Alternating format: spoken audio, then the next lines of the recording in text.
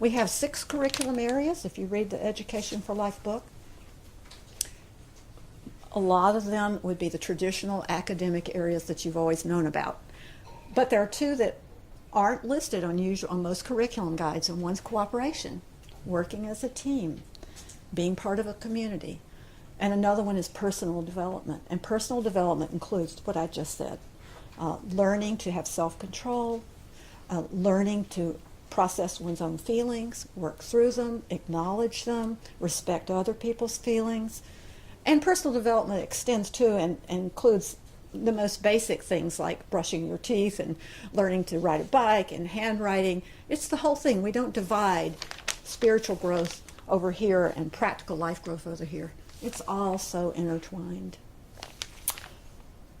When we say that our curriculum is student-centered, everybody says that nowadays. And everybody means it in the fact that all educators now know that if you present the child with academic challenges that they're not yet ready for, they're not going to learn. They're just going to be frustrated. So by student-centered, you give the student their next step, whether it's in algebra or language or whatever.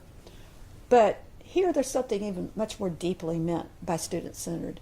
And that is, what is this soul, what is this child needing to learn next? What is it that's stopping them from being happy or stopping them from being a part of this cooperative community here?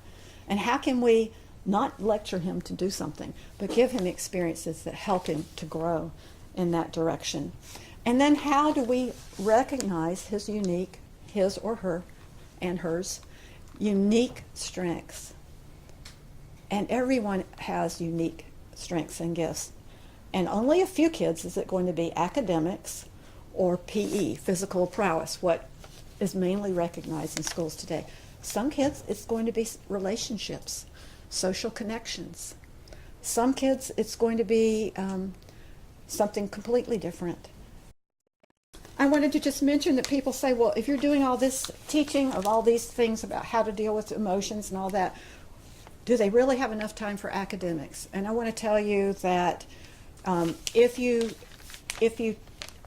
teach when the child's ready to learn, and if you create an atmosphere of relaxed alertness, and I didn't make that up, that's a term used by 2 educators called the Canes, who've done a lot of research in the area of attention. And what we know is that so many things have to be repeated and so many times in other settings, other schools, because half the kids aren't there, they're not paying attention, they're worried about this, they're worried about that. Did he look at me funny? Do I have a smear on my face that somebody's going to laugh at me or whatever?